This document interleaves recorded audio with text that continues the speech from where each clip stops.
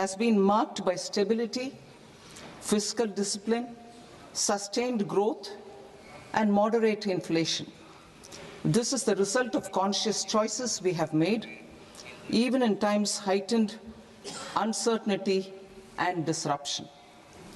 Our government, led by Honorable Prime Minister Modi, has decisively and consistently chosen action over ambivalence, reform over rhetoric, and people over populism. We have pursued far-reaching structural reforms, fiscal prudence and monetary stability, whilst maintaining a strong thrust on public investment. Keeping Atmanirbharta as a lodestar, we have built domestic manufacturing capacity, energy security, and reduced critical import dependencies. Simultaneously, we have ensured that citizens benefit from every action of the government, undertaking reforms to support employment generation, agricultural productivity, household purchasing power, and universal services to people. These measures have delivered a high growth rate of around 7% and helped us make substantial strides in poverty reduction and improvement in the lives of our people. Today, we face an external environment in which trade and multilateralism are impaired and access to resources and supply chains are disrupted. New technologies are transforming production systems while sharply increasing demands on water, energy, and critical minerals. India will continue to take confident steps towards Vikasit Bharat, balancing ambition with inclusion. As a growing economy with expanding trade and capital needs, India must also remain deeply integrated with global markets, exporting more and attracting stable long-term investment. As I begin Part A, I want to express my gratitude to the people for standing firmly with us as we forge our way together towards becoming one of the largest economies of the world.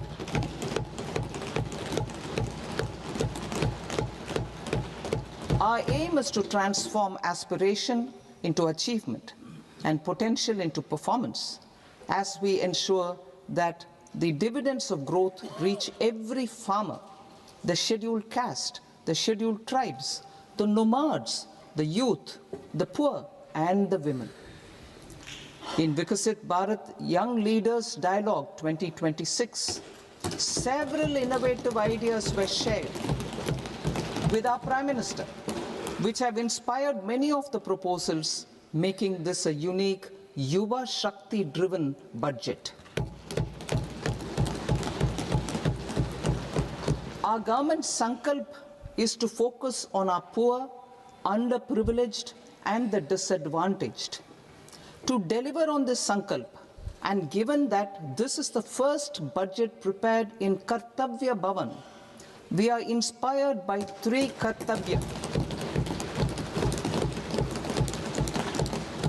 Our first Kartavya is to accelerate and sustain economic growth by enhancing productivity and competitiveness and building resilience to volatile global dynamics.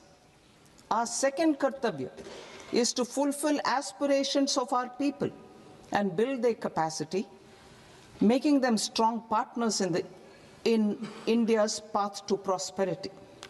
Our third Kartavya, aligned with our vision of Sabka Saath, Sabka Vikas, is to ensure that every family, community, region, and sector has access to resources, amenities, and opportunities for meaningful participation. This threefold approach requires a supportive ecosystem. The first requirement is to sustain the momentum of structural reforms, continuous, adaptive, and forward-looking.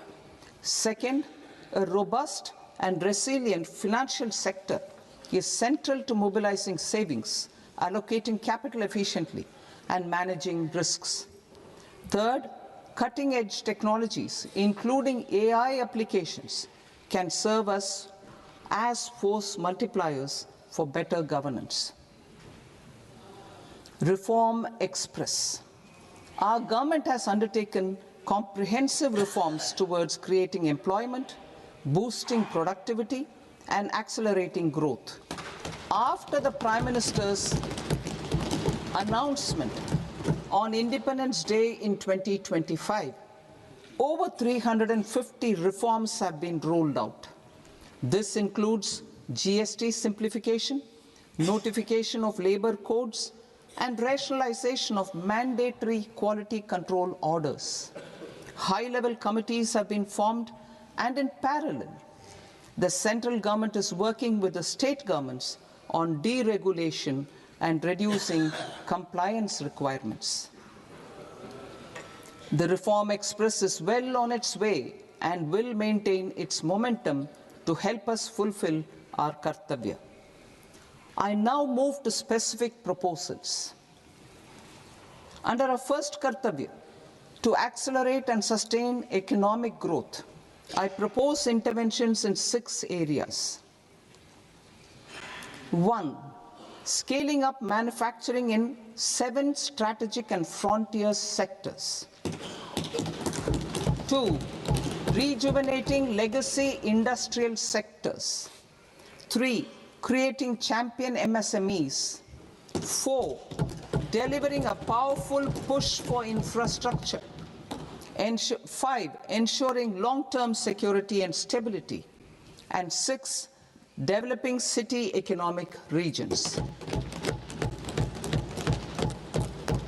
Scaling up of manufacturing in 7 strategic and frontier sectors.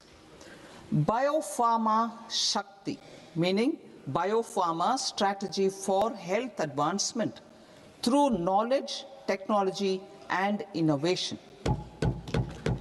India's disease burden is observed to be shifting towards non-communicable diseases like diabetes, cancer, and autoimmune disorders. Biologic medicines are key to longevity and quality of life at affordable costs. To develop India as a global biopharma manufacturing hub,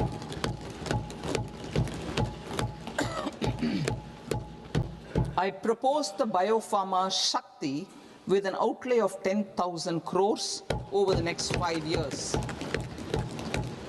This will build the ecosystem for domestic production of biologics and biosimilars. The strategy will include a biopharma-focused network with 3 new national institutes of pharmaceutical education and research, popularly known as NIPERs, and upgrading 7 existing ones. It will also create a network of 1,000 accredited India clinical trials sites. We propose to strengthen the Central Drug Standard Control Organization to meet global standards and approve timeframes through approval timeframes through a dedicated scientific review cadre and specialists. India's Semiconductor Mission 1.0 expanded India's semiconductor sector capabilities. Building on this, we will launch ISM 2.0 to produce equipment and materials, design full-stack Indian IP, and fortify supply chains. We will also focus on industry-led research and training centers to develop technology and skilled workforce. The Electronics Components Manufacturing Scheme, launched in April 2025, with an outlay of 22,919 crores, already has investment commitments at double the targets. We propose to increase the outlay to 40,000 crores to capitalize on this momentum.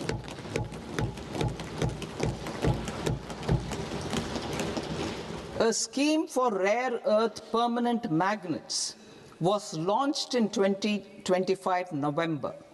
We now propose to support the mineral-rich states of Odisha, Kerala, Andhra Pradesh, and Tamil Nadu to establish dedicated rare earth corridors to promote mining, processing, research, and manufacturing. To enhance domestic chemical production and reduction import dependency and reduce import dependency, we will launch a scheme to support states in establishing 3 dedicated chemical parks through challenge route on a cluster-based plug-and-play model. Strong capital goods.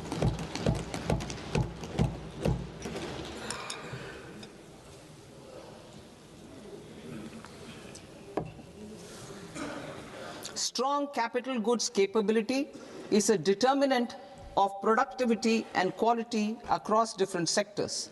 Towards building this capacity, I propose the following. High-tech tool rooms will be established by central public sector enterprises at 2 locations as digitally enabled automated service bureaus that locally design, test, and manufacture high-precision components at scale and at lower cost. 2. A scheme for enhancement of construction and infrastructure equipments will be introduced to strengthen domestic manufacturing of high value and technologically advanced CIE. This can range from lifts in a multi-storied apartment or firefighting equipment in multiplexes, large or small, and to tunnel boring equipments for building metros and high-altitude roads. I also propose a scheme for container manufacturing to create a globally competitive container manufacturing ecosystem with a budgetary allocation of 10,000 crores over a 5-year period. For the labor-intensive textile sector, I propose an integrated program with 5 subparts. 1. The National Fiber Scheme for Self-Reliance in Natural Fibers, such as silk, wool, and jute, man-made fibers, and new-age fibers. Textile expansion and employment scheme to modernize traditional clusters with capital support for machinery, technology upgradation, and common testing and certification centers. 3. The National Handloom and Handicraft Program to integrate and strengthen existing schemes and ensure targeted support for weavers and artisans. Tex Eco Initiative to promote globally competitive and sustainable textiles and apparels. Samarth 2.0 to modernize the upgrade the textile skilling ecosystem through collaboration with industry and academic institutions. Further, I propose to set up mega textile parks in challenge mode. They can also focus on bringing value addition to technical textiles. I propose to launch the Mahatma Gandhi Gram Swaraj initiative to strengthen khadi, handloom, and handicrafts. This will help in global market linkage and branding. It will streamline and support training, skilling, quality of process, and production. This will benefit our weavers, village industries, One District, One Product ODOP initiative, and also our rural youth. India has the potential to emerge as a global hub for high-quality, affordable sports goods. I propose a dedicated initiative for sports goods that will promote manufacturing, research, and innovation in equipment design, as well as material sciences. Rejuvenation of legacy industrial clusters. I propose to introduce a scheme to revive 200 legacy industrial clusters to improve their cost competitiveness and efficiency through infrastructure and technology upgradation. Creating champion SMEs and supporting micro enterprises. Recognizing MSMEs as a vital engine of growth, I propose a three-pronged approach to help them grow as champions. Equity support. I propose to introduce a dedicated 10,000 crores SME growth fund to create future champions, incentivizing enterprises based on select criteria. I also propose to top up the Self-Reliant India Fund set up in 2021 with 2,000 crores to continue support to micro enterprises and maintain their access to risk capital. Liquidity support. With TREDS, more than 7 lakh crore has been made available to MSMEs. To leverage its full potential, I propose 4 measures. 1. Mandate TREDS as the transaction settlement platform for all purchases from MSMEs by CPSEs, serving as a benchmark for other corporates. 2. Introduce a credit guarantee support mechanism through CGTMSE for invoice discounting on TREDS platform. 3.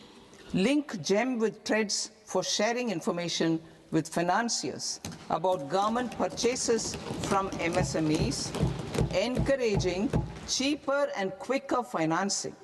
4. Introduce TREDS receivables as asset-backed securities, helping develop a secondary market, enhancing liquidity and settlement of transactions. Professional support. Government will facilitate professional institutions such as the ICAI, ICSI, ICMAI to design short-term modular courses and practical tools to develop a cadre of corporate mitras, especially in Tier 2 and Tier 3 towns.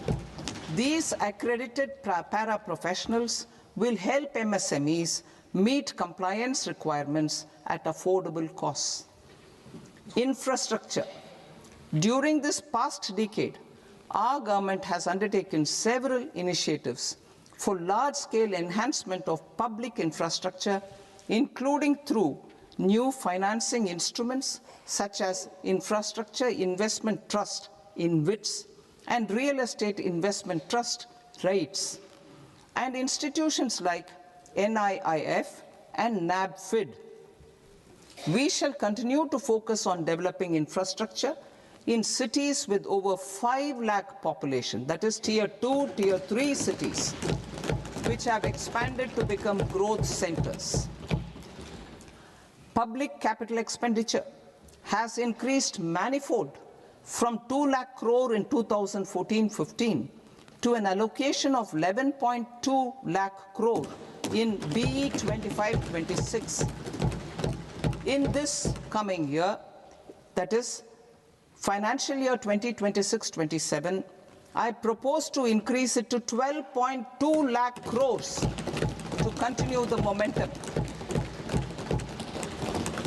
To strengthen the confidence of private developers regarding risks during infrastructure development and construction phase, I propose to set up an infrastructure risk guarantee fund to provide prudentially calibrated partial credit guarantee to lenders. Over the years, REITs have emerged as a successful instrument for asset monetization. I propose to accelerate recycling of significant real estate assets of the CPSEs through the setting up of dedicated REITs. To promote environmentally sustainable movement of cargo, I propose to 1. Establish new dedicated freight corridors connecting Dankuni in the east to Surat in the west. Operationalize 20 new national waterways over the next 5 years, starting with National Waterways 5 in Orissa to connect mineral-rich areas of Talcher and Angul and industrial centers like Kalinga Nagar to the ports of Paradeep and Dhamra. Training institutes will be set up as regional centers of excellence for development of required manpower for these waterways. This will benefit youth in the entire stretch of the waterways to train and acquire skills. Further, a ship repair ecosystem catering to inland waterways will also be set up at Varanasi and Patna. And C, launch a coastal cargo promotion scheme for incentivizing a modal shift from rail to road to increase the share of inland waterways and coastal shipping from 6% to 12% by 2047. To enhance last mile and remote connectivity and promote tourism, I propose to give incentives to indigenize manufacturing of seaplanes. A seaplane VGF scheme will be also introduced to provide support for operations. Carbon capture, utilization and storage. Aligning with the roadmap launched in December 2025, the carbon capture, utilization and storage technologies at scale will achieve higher readiness and in end-use application across 5 industrial sectors, including power, steel, cement, refineries, and chemicals. An outlay of 20,000 crore is proposed over the next 5 years for this purpose. City economic regions. Cities are India's engines of growth, innovation, and opportunities. We shall now focus on Tier 2, Tier 3 cities, and even temple towns, which need modern infrastructure and basic amenities. This budget aims to further amplify the potential of cities to deliver the economic power of agglomerations by mapping city economic regions based on their specific growth drivers. An allocation of 5,000 crore per CER over 5 years is proposed for implementing their plans through a challenge mode with a reform cum result-based financing mechanism. In order to promote environmentally sustainable passenger systems, we will develop 7 high-speed rail corridors between cities as growth connectors, namely Mumbai to Pune, Pune to Hyderabad, Hyderabad to Bengaluru, Hyderabad to Chennai, Chennai to Bengaluru, Delhi to Varanasi, Varanasi to Siliguri.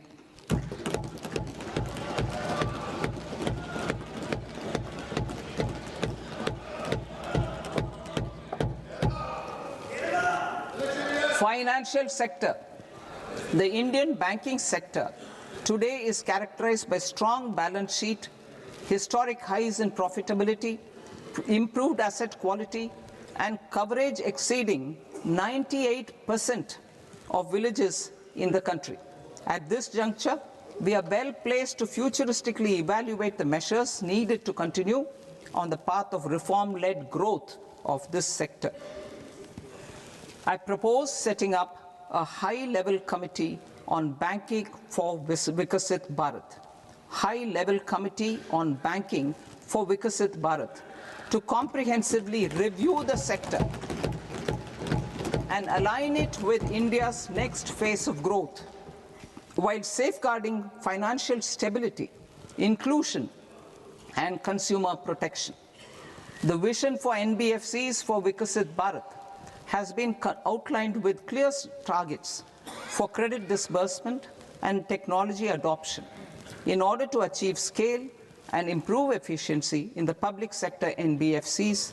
As a first step, it is proposed to restructure the Power Finance Corporation and Rural Electrification Corporation. I propose a comprehensive review of the foreign exchange management non-debt instruments rules to create a more contemporary, user-friendly framework for foreign investments consistent with India's evolving economic priorities. Corporate bond market. I propose to introduce a market-making framework with suitable access to funds and derivatives on corporate bond indices. I also propose to introduce total return swaps on corporate bonds. Municipal bonds. To encourage the issuance of municipal bonds of higher value by larger cities, I propose an incentive of 100 crore rupees for a single bond issuance. 100 crore rupees for a single bond issuance of more than 1,000 crore. The current scheme under Amrit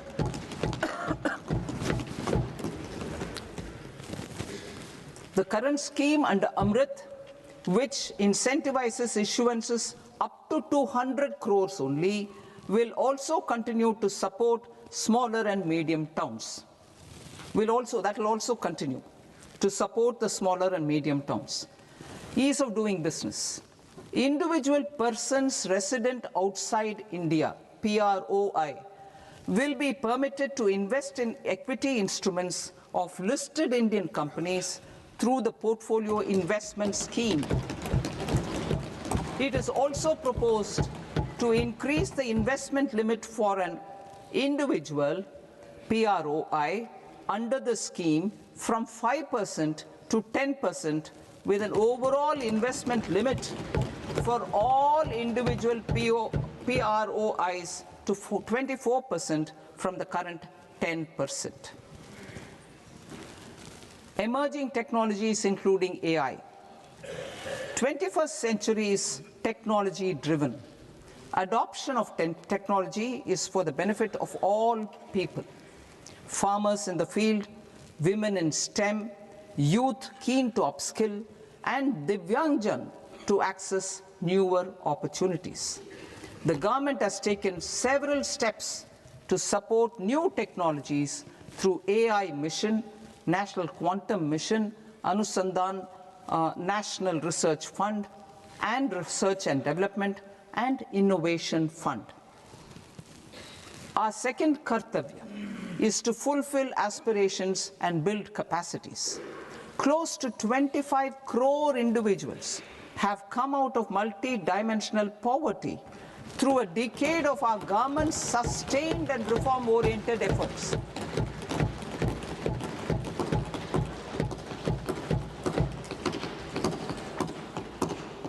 Our government has therefore decided to place a renewed emphasis on the service sector to provide a pathway to fulfilling aspirations of a youthful India with the following measures. I propose to set up a high-powered education to employment and enterprises standing committee to recommend measures that focus on services sector as a core driver of Vikasit Bharat. This will make us a global leader in services with a 10% global share by 2047. The committee will prioritize areas to optimize the potential for growth, employment, and exports. They will also assess the impact of emerging technologies, including AI, on jobs and skill requirements and propose measures thereof. To create a range of skilled career pathways, a new range of skilled career pathways for our youth, I propose interventions in the following sectors. Health. Existing institutions for allied health professionals will be upgraded and new AHP institutions established in private and government sectors. This will cover 10 selected disciplines, including optometry, radiology, anesthesia, OT technology, applied psychology and behavioral health, and add 1 lakh AHPs over the next 5 years. A strong care system covering geriatric and allied care services will be built. A variety of NSQF-aligned programs will be developed to train multi-skilled caregivers, combining core care and allied skills such as wellness, yoga, and operation of medical assistive devices. In the coming year, 1.5 lakh caregivers will be trained.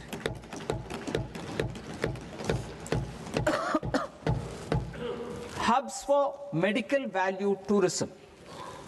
To promote India as a hub for medical tourism services, I propose to launch a scheme to support states in establishing 5 regional medical hubs in partnership with the private sector.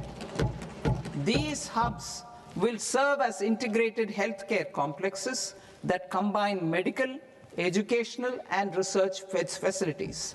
They will have Ayush centers, medical value tourism facilitation centers, and infrastructure for diagnostics, post-care, and rehabilitation. These hubs will provide diverse opportunities, job opportunities for health professionals, including doctors and AHPs. Ancient Indian yoga, already respected in several parts of the world, was given a mass global recognition when Honorable Prime Minister took it to the UN. Post-COVID, Ayurveda gained a similar global acceptance and recognition. Exporting quality Ayurveda products helps farmers who grow the herbs and youth who process the products. To meet growing global demand, a few more steps are being taken. I propose to, 1, set up 3 new All India Institutes of Ayurveda. 2, upgrade Ayush pharmacies and drug testing labs for higher standards of certification ecosystem and make available more skilled personnel. 3, upgrade the WHO Global Traditional Medicine Center in Jamnagar to bolster evidence-based research, training, and awareness for traditional medicine. Animal husbandry.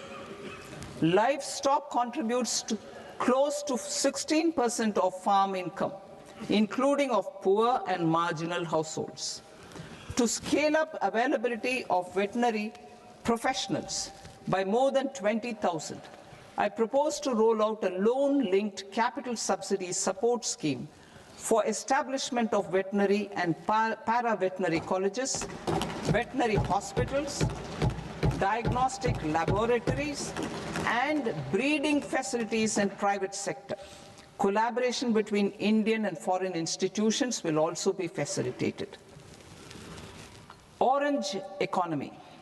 India's animation, visual effects, gaming and comics sector, AVGC sector, is a growing industry projected to require 2 million professionals by 2030. I propose to support the Indian Institute of Creative Technologies, Mumbai, in setting up AVGC content creator labs in 15,000 secondary schools all over the country and 500 colleges. The Indian design industry is expanding rapidly, and yet there is a shortage of Indian designers. I propose to establish, through Challenge Route, a new National Institute of Design to boost design education and development in the eastern region of India. Education. Our government will support states through Challenge Route in creating 5 university townships in the vicinity of major industrial and logistics corridors. These planned academic zones will host multiple universities, colleges, and research institutions, skill centers, and residential complexes.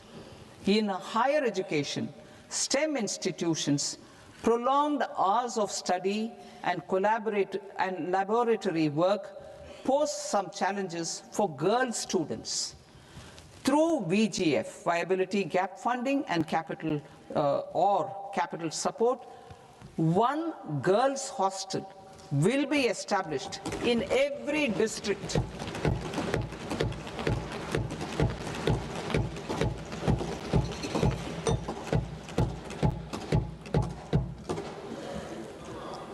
To promote astrophysics and astronomy via immersive experiences. 4 telescope infrastructure facilities will be set up or upgraded. The National Large Solar Telescope, the National Large Optical Infrared Telescope, the Himalayan Chandra Telescope, and the Cosmos 2 Planetarium. Tourism. The tourism sector has the potential to play a large role in the employment generation, forex earnings, and expanding the local economy. I propose to set up a National Institute of Hospitality by upgrading the existing National Council for Hotel Management and Catering Technology. It will function as a bridge between academia, industry, and government. I also propose a pilot scheme for upskilling 10,000 guides in 20 iconic tourist sites through a standardized, high-quality, 12-week training course in hybrid mode in collaboration with the Indian Institute of Management. A national destination digital knowledge grid will be established to digitally document all places of significance, cultural, spiritual, and heritage. This initiative will create a new ecosystem of jobs for local researchers, historians, content creators, and technology partners. India has the potential and opportunity to offer world-class trekking and hiking experience. We will develop ecologically sustainable mountain trails in Himachal Pradesh, Uttarakhand, and Jammu Kashmir. Also in Araku Valley in the Eastern Ghats and Podigai Malai in the Western Ghats. Turtle trails along key nesting sites in the coastal areas of Odisha, Karnataka, and Kerala. And 3 bird watching trails along the Pulikat Lake in Andhra Pradesh, Tamil Nadu. It's on the border. Under the visionary leadership of Honorable Prime Minister, we established the International Big Cat Alliance in 2024. This year, India is hosting the first ever Global Big Cat Summit, where heads of governments and ministers from 95 range countries will deliberate on collective strategies for conservation. Heritage and culture tourism. I propose to develop 15 archaeological sites, including Lothal, Dolavira, Rakhi Gadi, Adichanallur, Saranath, Hastinapur, and Leh Palace into vibrant experiential cultural destinations. Excavated landscapes will be open to the public through curated walkways. Immersive storytelling skills and technologies will be introduced to help conservation labs, interpretation centers, and guides. The sports sector provides multiple means of employment, skilling, and job opportunities. Taking forward the systematic nurturing of sports talent, which is set in motion through the Khelo India program earlier, I propose to launch a Khelo India mission to transform the sports sector over the next decade. The mission will facilitate an integrated talent development pathway supported by training centers, which are foundational, intermediate, and elite levels. B, systematic development of coaches and support staff. C, integration of sports science and technology. D, competitions and leagues to promote sports culture and provide platforms.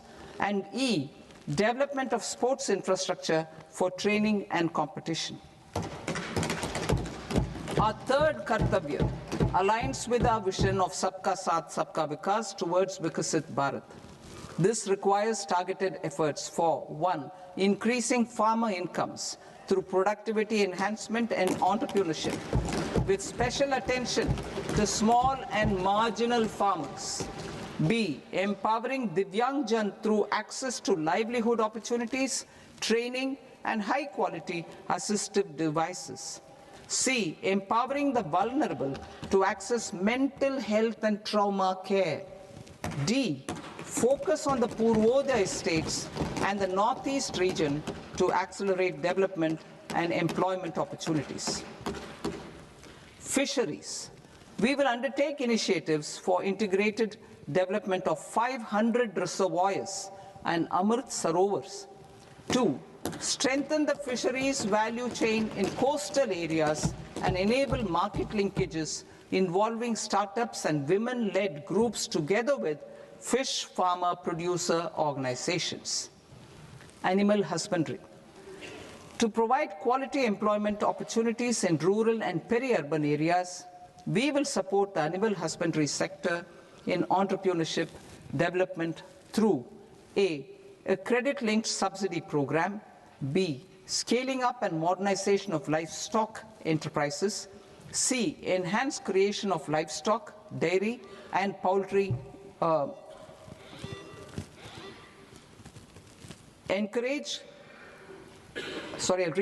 enhanced creation of livestock, dairy, and poultry-focused integrated value chains, and D, encourage creation of livestock farmer-producer organizations. High-value agriculture. To diversify farm outputs, increase productivity, enhance farmers' incomes, and create new employment opportunities, we will support high-value crops such as coconut, sandalwood, cocoa, cashew in the coastal areas, agar trees in northeast, and nuts such as almonds, walnuts, and pine nuts in our hilly regions. These, all of them, will be supported. India is the world's largest producer of coconuts. About 30 million people, including nearly 10 million farmers, depend on coconuts for their livelihood.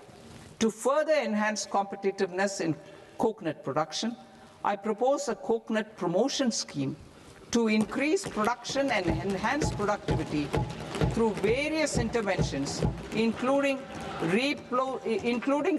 replacing and non-productive trees with new saplings or plants or varieties in major coconut growing states.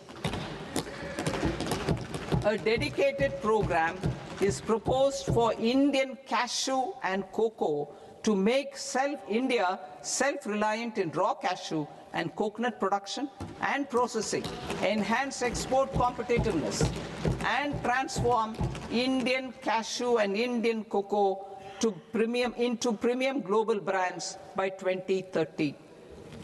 Sandalwood.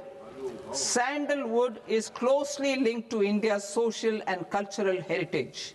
Our government will partner with state governments to promote focused cultivation and post-harvest processing to restore the glory of the Indian sandalwood ecosystem, to rejuvenate old, low-yielding orchards, and expand high-density cultivation of walnuts, almonds, and pine nuts. We will support a dedicated program to enhance farmer incomes and in bringing value addition by engaging youth. Bharat Vistar, that is virtually integrated system to access agricultural resources. I propose to launch Bharat Vistar, a multilingual AI tool that shall integrate the AgriStack portals and the ICAR package on agricultural practices with AI systems. This will enhance farm productivity, enable better decisions for farmers, and reduce risk by providing customized advisory support. She Marts for rural women-led enterprises. Building on the success of Lakpati Didi program, I propose to help women take the next step from credit-linked livelihoods to being owners of enterprises. Self-help entrepreneur, She Marts will be set up as community-owned retail outlets within the cluster-level federations through enhanced and innovative financing instruments. Empowering Divyangjan. Divyangjan Kaushal Yojana.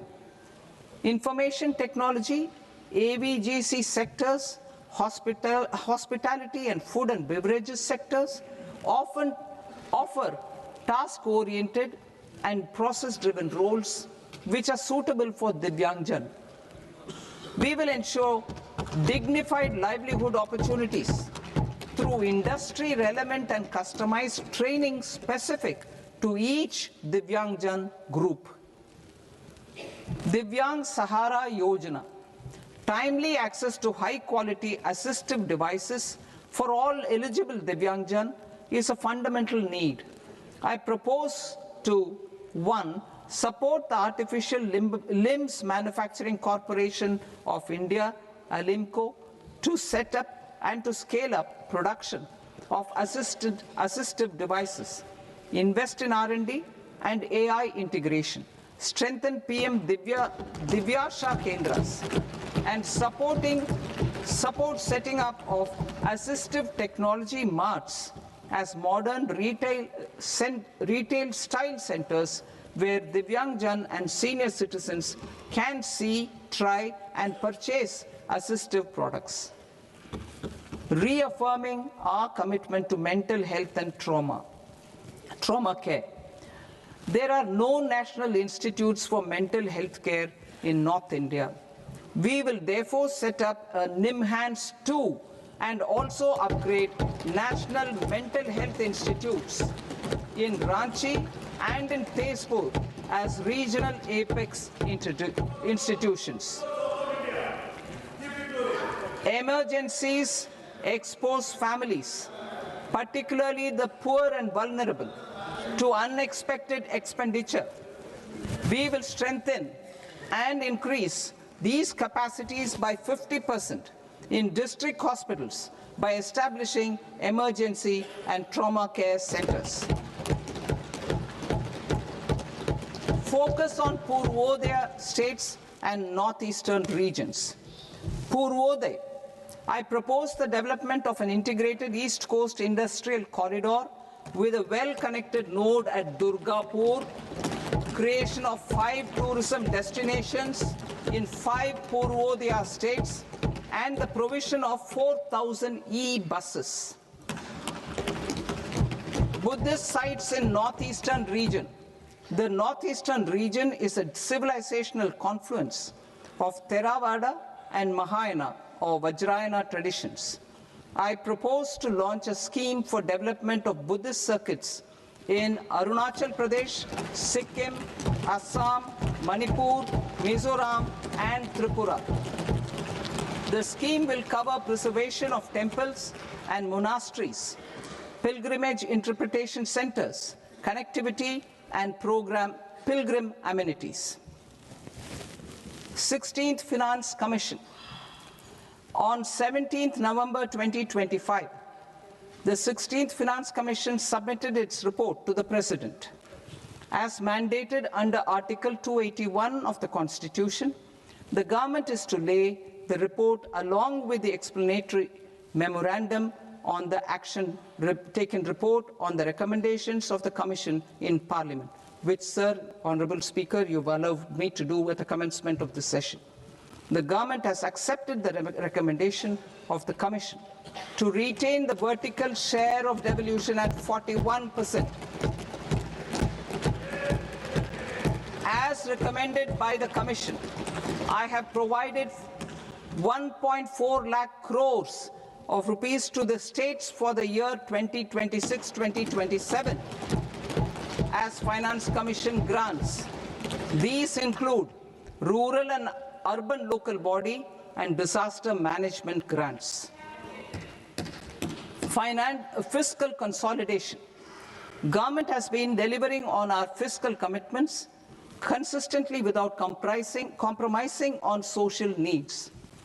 To strive towards accepted standards of fiscal management in Budget 25-26, I had indicated that the central government would target reaching a debt to GDP ratio of 50 plus or minus 1% by 2030-31. In line with this, the debt to GDP ratio is estimated to be 55.6% of GDP in BE 26-27, compared to 56.1% of GDP in RE 25-26. A declining debt to GDP ratio will gradually free up resources for priority sector lending and expenditure by reducing the outgo on interest payments. One of the main operational instruments for debt targeting is the fiscal deficit. I am happy to inform this august House that I fulfilled my commitment made in 2021-2022 to reduce fiscal deficit below 4.5% of GDP by 25-26. In RE 25-26, the fiscal deficit has been estimated at par with BE of 2025-26 at 4.4% of GDP. In line with the new fiscal prudence path of debt consolidation, the fiscal deficit in BE 26-27 is estimated to be 4.3% of the GDP.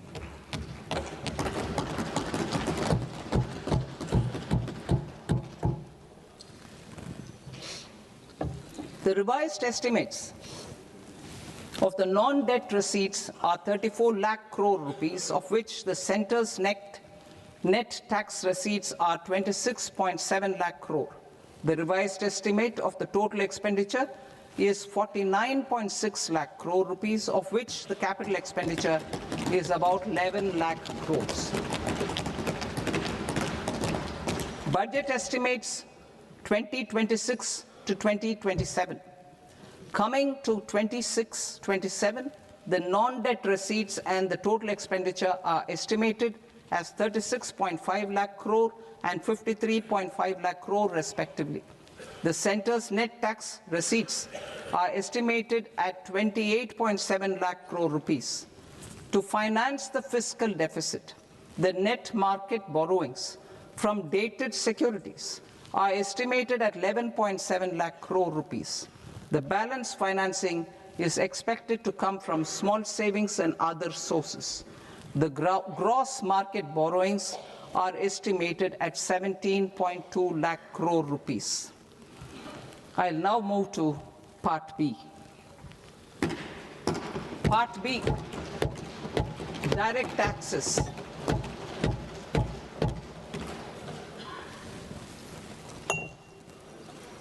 Honorable Speaker, sir, I now present my proposals on direct taxes. New Income Tax Act. In July 2024, I announced a comprehensive review of the Income Tax Act 1961. This was completed in a record time, and the Income Tax Act 2025 will come into effect from 1st April 2026. The simplified income tax rules and forms will be notified shortly, giving adequate time to taxpayers to acquaint themselves with its requirements. The forms have been redesigned such that ordinary citizens can comply without difficulty. Ease of living.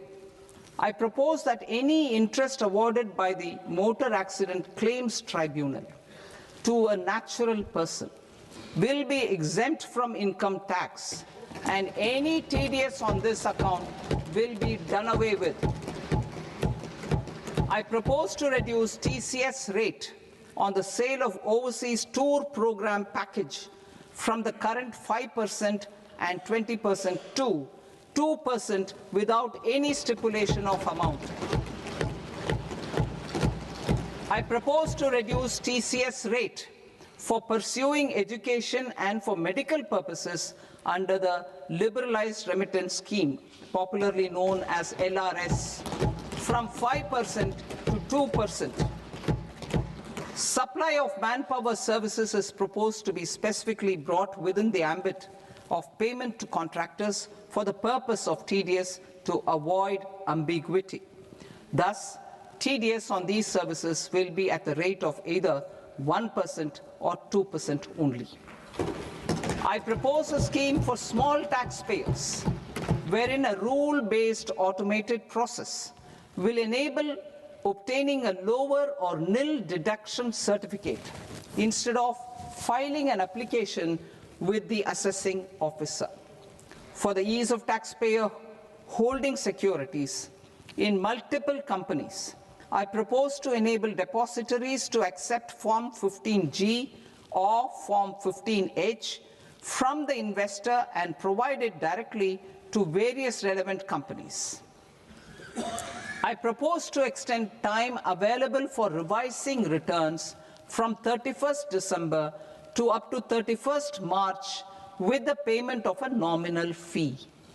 I also propose to stagger the timeline for filing of tax returns. Individuals with ITR 1 and ITR 2 returns will continue to file till 31st July, and non-audit business cases or trusts are proposed to be allowed time till 31st August. TDS on sale of immovable property by a non-resident is proposed to be deducted and deposited through resident buyers and his or her PAN-based challan instead of requiring a TAN, which is a temporary accounting number. To address practical issues of small taxpayers like students, young professionals, tech employees, relocated NRIs, and such others, I propose to introduce a one-time 6-month foreign asset disclosure scheme for these taxpayers to disclose income or assets below a certain size. This scheme would be applicable for two categories of taxpayers, namely, A, who did not disclose their overseas income or assets, and B, who disclosed their overseas income and or paid due tax but could not declare the asset acquired. For category A, the limit of undisclosed income or asset is proposed to be up to 1 crore rupees. They need to pay 30% of fair market value of asset or 30% of undisclosed income as tax and 30% as additional income tax in lieu of penalty, and would thereby get immunity from prosecution. For category B, asset value is proposed to be up to 5 crore rupees. Here, immunity from both penalty and prosecution will be available with a payment of fee of 1 lakh rupees. Rationalizing penalty and prosecution. Multiplicity of proceedings are hindrance to the ease of doing business. I propose to integrate assessment and penalty proceedings by way of a common order for both. There will be no interest liability on the taxpayer on the penalty amount for the period of appeal before the first appellate authority, irrespective of the outcome of appeal process. Further, quantum of prepayment is being reduced from 20% to 10% and will continue to be calculated only on core tax demand. As an additional measure for reducing litigation, I propose to allow taxpayers to update their returns even after reassessment proceedings have been initiated, and an additional 10% tax rate over and above the rate applicable for the relevant year. The assessing officer will then use only this updated return in his proceedings. There is already a framework for immunity from penalty and prosecution in the cases of underreporting. I propose to apply this framework for immunity to misreporting too. However, in such a case, the taxpayer will need to pay 100% of the tax amount as an additional income tax over and above the tax and interest due. Penalties for certain technical defaults, such as failure to get accounts audited, non-furnishing of transfer pricing audit report, and default in furnishing statement for financial transactions are proposed to be converted into fee.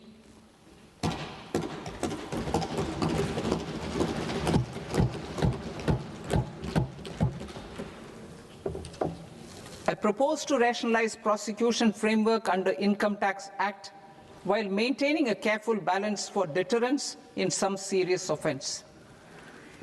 Non-production of books of account and documents and requirement of TDS payment where payment is made in kind are being decriminalized. Further, minor offences will attract fine only. The remaining prosecutions will be graded commensurate with the quantum of offence. They will entail only simple imprisonment with maximum imprisonment reduced to 2 years and power to courts to convert even those into fines. There is no penalty. There is no penalty presently for non-disclosure of non-immovable foreign assets with aggregate value less than 20 lakh rupees. I propose to also provide them with immunity from prosecution with retrospective effect from 1/10/2024.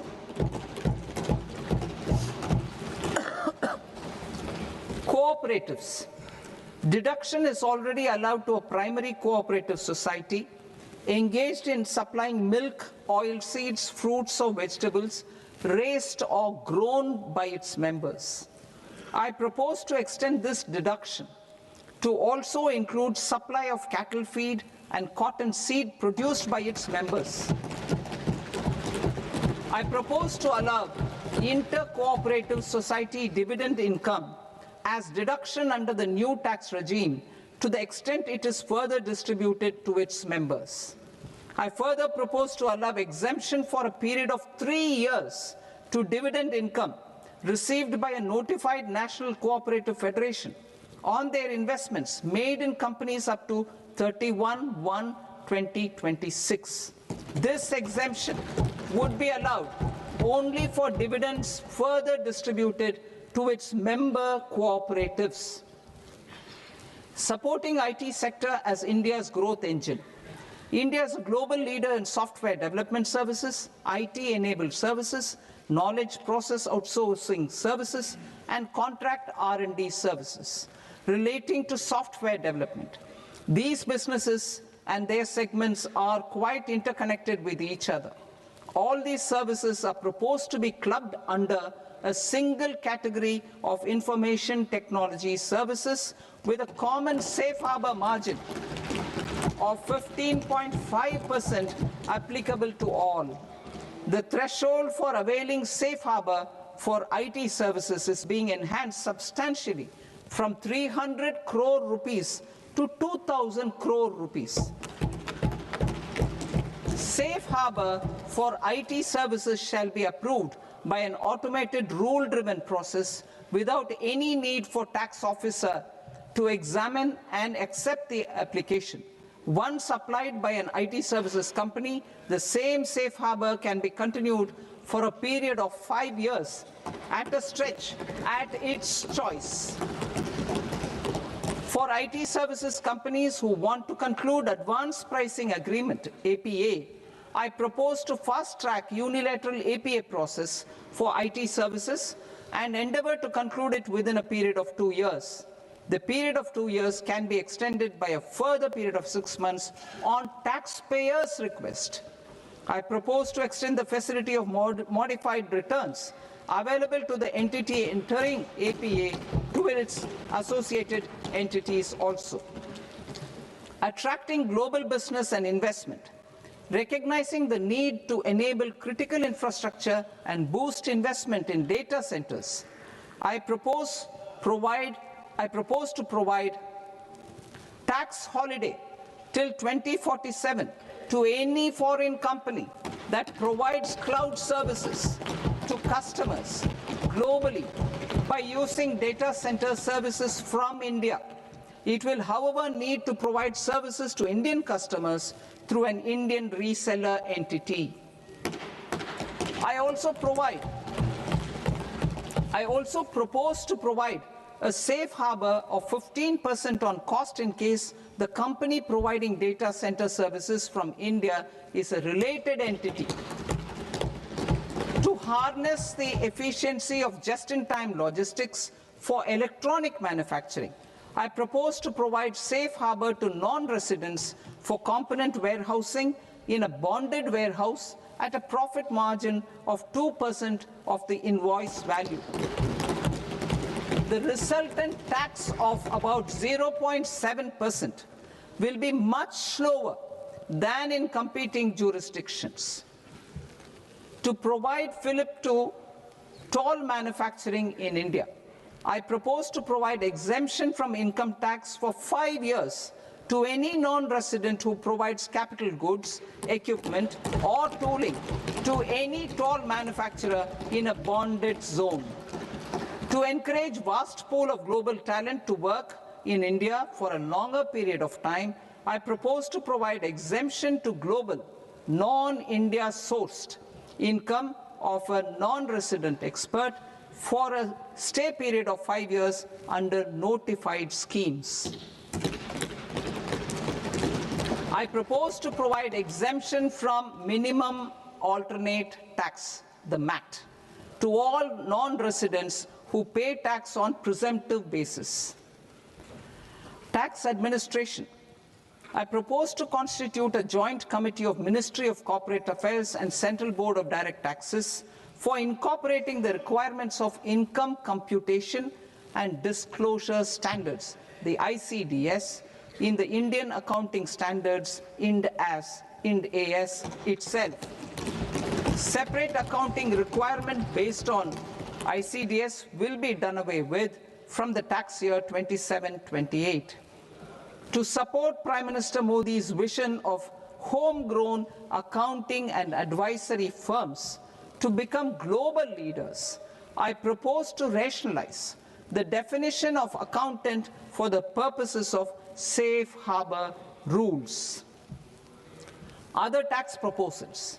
Change in taxation of buyback was brought in to address the improper use of buyback route by promoters.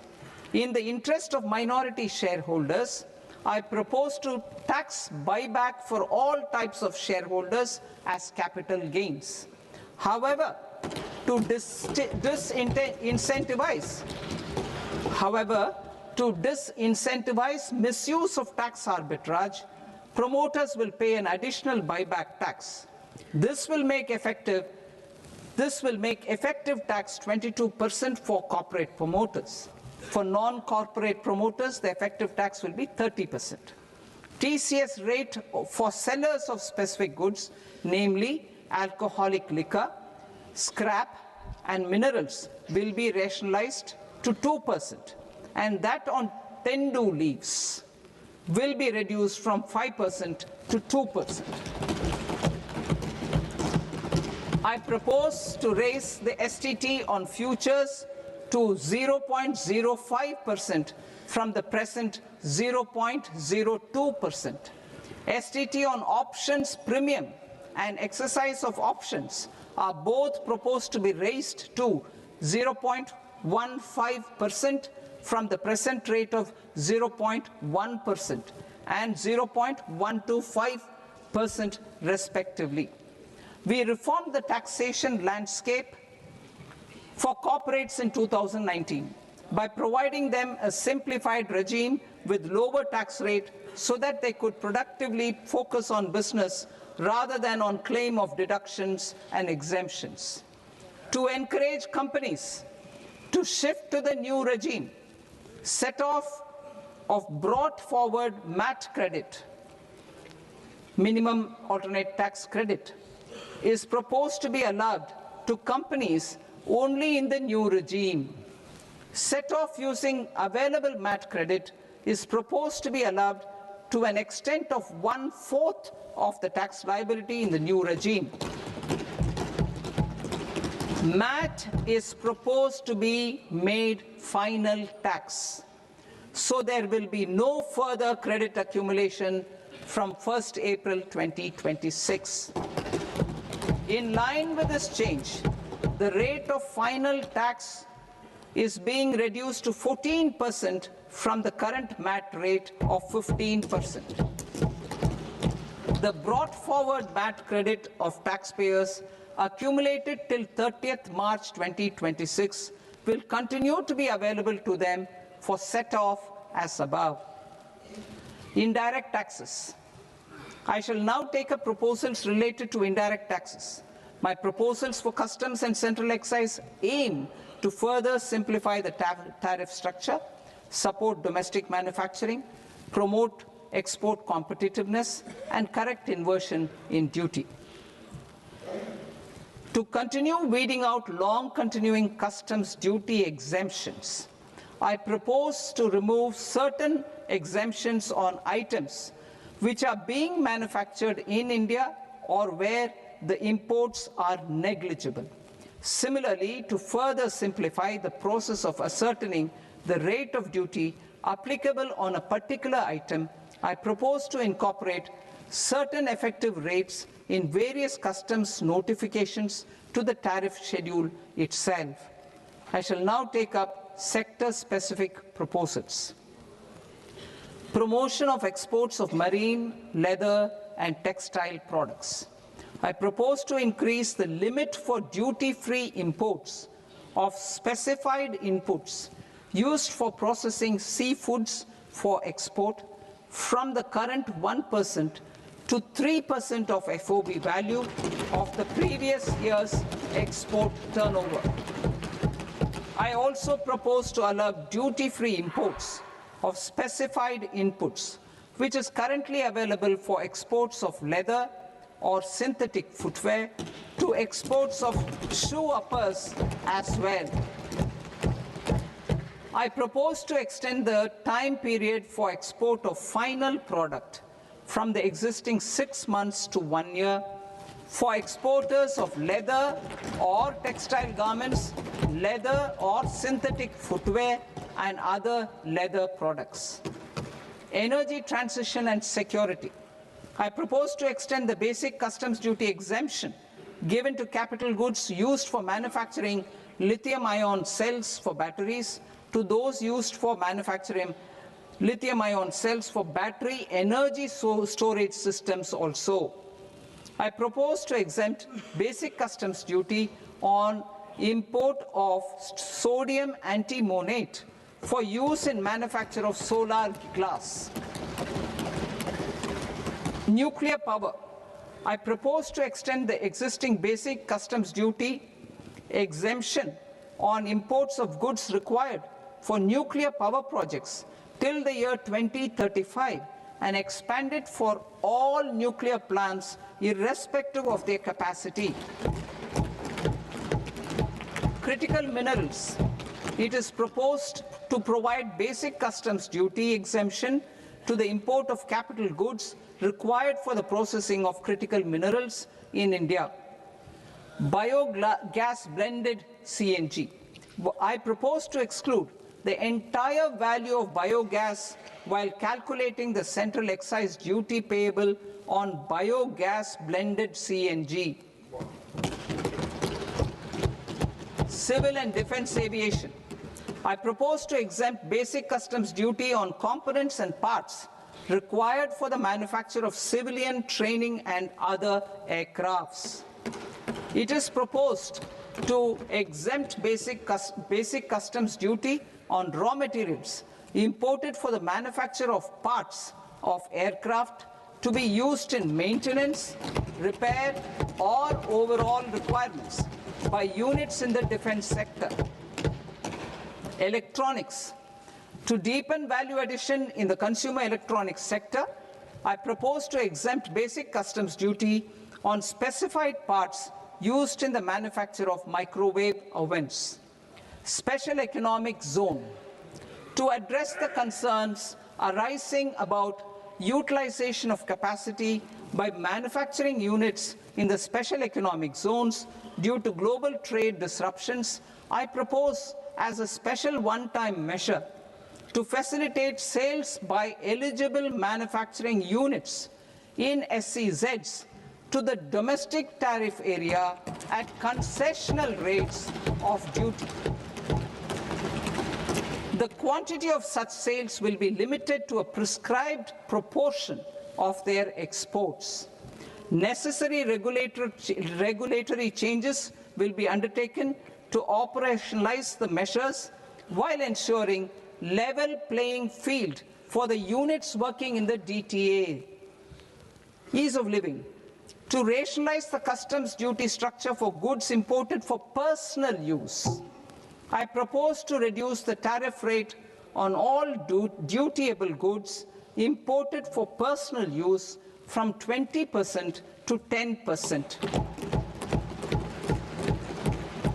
To provide relief to patients, particularly those suffering from cancer, I propose to exempt basic customs duty on 17 drugs or medicines.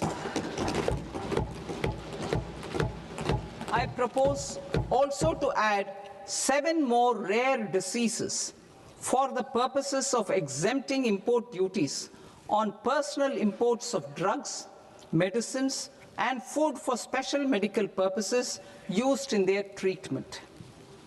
Customs process. India's role and share in the global trade is poised for a major leap in line with our ambition and journey towards Vikasit Bharat. In this regard, I propose many measures for custom processes to have minimal intervention for smoother and faster movement of goods and greater certainty to the trade. Trust-based systems. I propose to enhance duty deferral period for Tier 2 and Tier 3 authorized economic operators, known as AEOs, from 15 days to 30 days. I propose to provide eligible manufacturer importers the same duty deferral facility. This should encourage them to get themselves accredited as a full-fledged Tier 3 AEO in due course. To provide greater certainty and for better business planning, I propose to extend validity period of advance ruling binding on customs from the present 3 years to 5 years. In the spirit of the whole of government approach,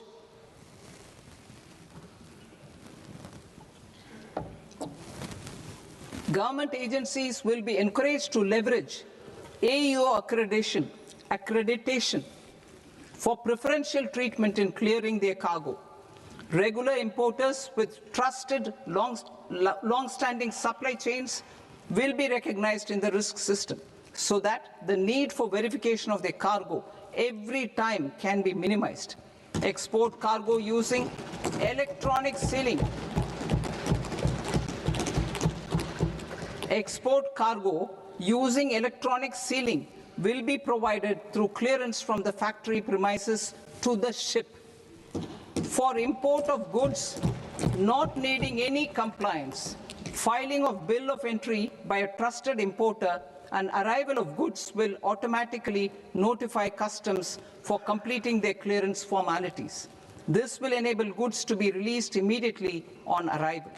The customs warehouse framework will be transformed into a warehouse operator-centric system with a self-declarations, electronic tracking, and risk-based audit. These reforms will move away from the current system of officer-dependent approvals and reduce transaction delays and compliance costs. Ease of doing business. Approvals required for cargo clearance from various government agencies will be seamlessly processed through a single and interconnected digital window by the end of the financial year. Processes involved in clearance of food, drugs, plant, and animal and wildlife products, accounting for about 70% of interdicted cargo, will be operationalized on this system by April 2026 itself. For goods not having any compliance requirement, clearance will be done by customs immediately after online registration is completed by the importer, subject to the payment of duty. Customs integrated system will be rolled out in 2 years as a single integrated and scalable platform for all customs processes. Utilization of non-intrusive scanning with advanced imaging and AI technology for risk assessment will be expanded in a phased manner with the objective to scan every container across all the major ports. New export opportunities to support Indian fishermen to fully harness the economic value of marine resources beyond our territorial waters. The following measures will be taken. A.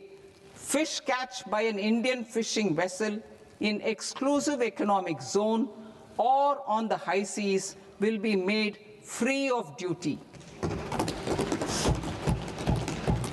Landing of such fish on foreign port will be treated as export of goods. Safeguards will be put in place to prevent misuse during fish catch, transit, or transshipment.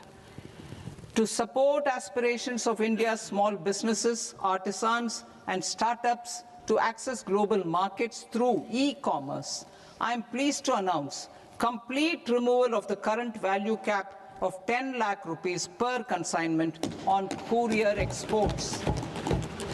In addition, handling of rejected and returned consignments will be improved with effective use of technology for identifying such consignments.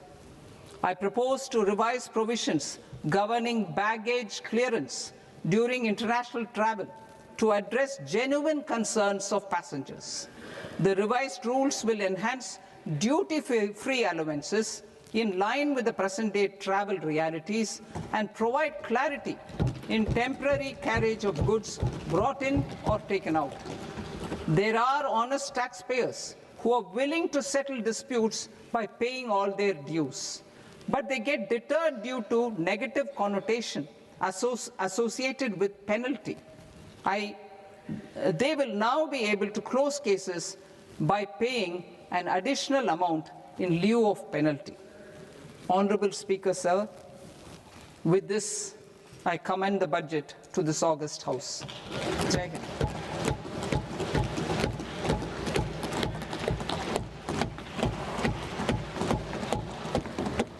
One and a half hours. Item number 3 माननीय वित्त मंत्री जी।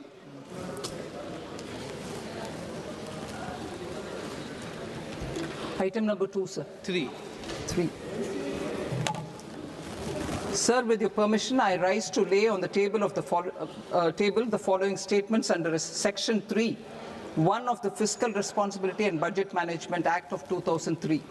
Medium-term fiscal policy cum fiscal policy strategy statement and macroeconomic framework statement. Item number 4 माननीय वित्त मंत्री जी। Sir, with your permission, I move for leave to introduce the Finance Bill 2026. प्रश्न ये कि विधेयक को पुनर्स्थापित करने की अनुमति प्रदान की जाए। जो सदस्य इस पक्ष में हाँ गए, जो सदस्य विरोध में ना गए, मेरे विचार में निर्णय हाँ वालों के पक्ष में हाँ वालों के पक्ष में अनुमति प्रदान की जाती है। माननीय मंत्री जी, अब विधेयक पूरे स्थापित करें। Sir, I introduce the bill.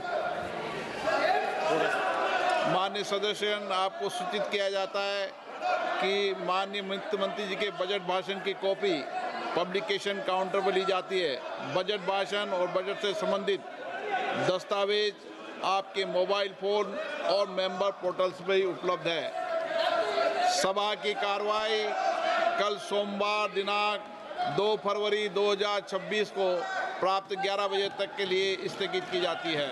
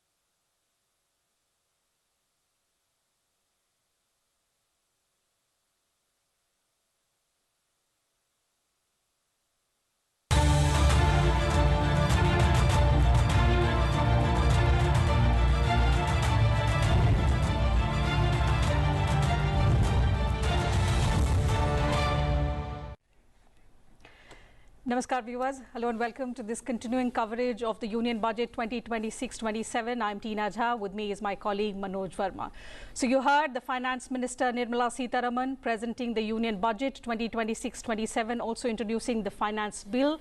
She's made history today as she presented her 9th consecutive Union Budget under the leadership of Prime Minister Modi. This, viewers, is also the first time in India's fiscal history that the Union Budget has been presented on a Sunday.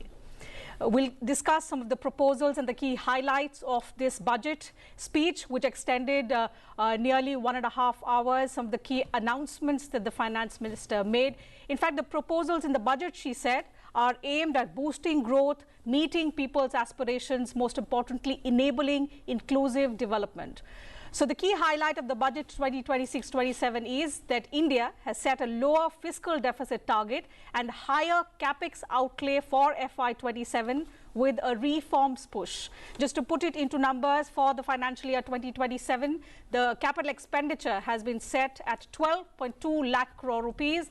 The fiscal deficit target has been set at 4.3% of GDP in FY27. In fact, if you heard the Finance Minister, she said she fulfilled her commitment that she made in FY 2022 to reduce the fiscal deficit below 4.5% of the GDP. Also, in revised estimates 2025-26, the fiscal deficit is at 4.4% of the GDP. The debt to GDP ratio is estimated at 55.6% in budget